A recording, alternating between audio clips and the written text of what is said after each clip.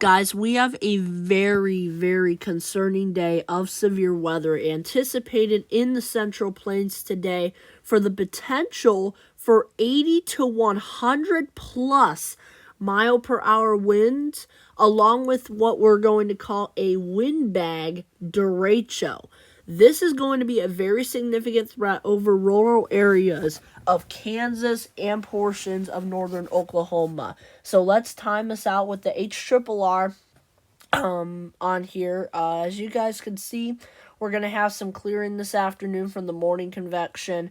The morning convection will likely transition off towards the north and northeast, and then we'll likely begin to start seeing development in eastern Colorado here.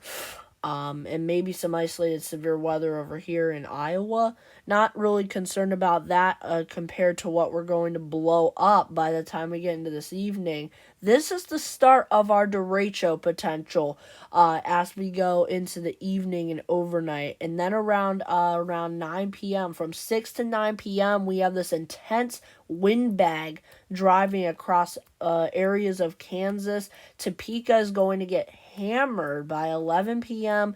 and then this should begin to start choking itself out, hopefully by the time we go into the overnight.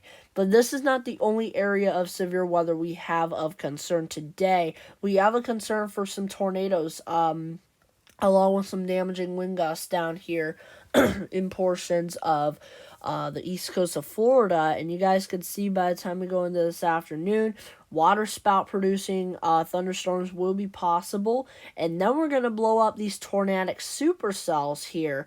Not going to be a big tornado outbreak, but I'm saying that we're likely going to see a few tornadoes out of this. Alright, and also some hail. Those are the primary threats for today.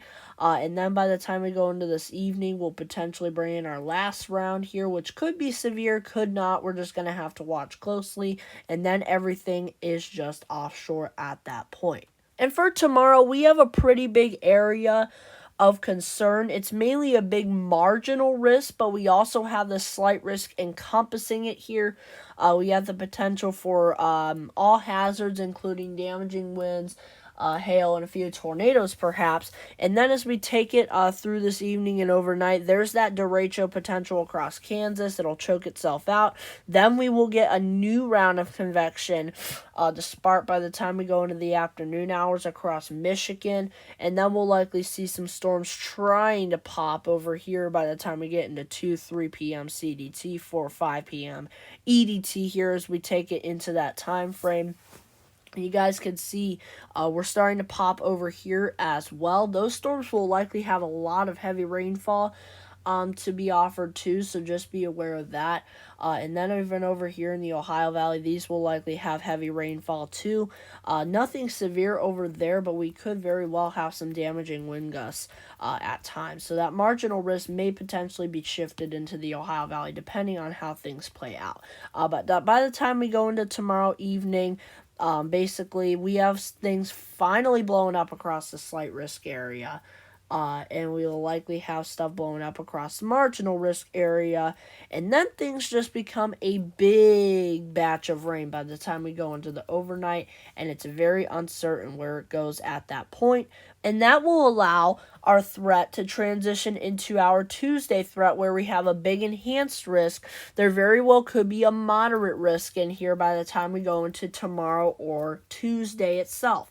Alright, we'll likely have this MCS trying to propagate eastward, and that'll likely allow the threat for severe weather on Wednesday to become on the Ohio Valley too. So there's going to be a lot of things to monitor over the course of the next few days here. And I did just want to show you Wednesday's threat, just so I can show you where the primary areas of severe weather are.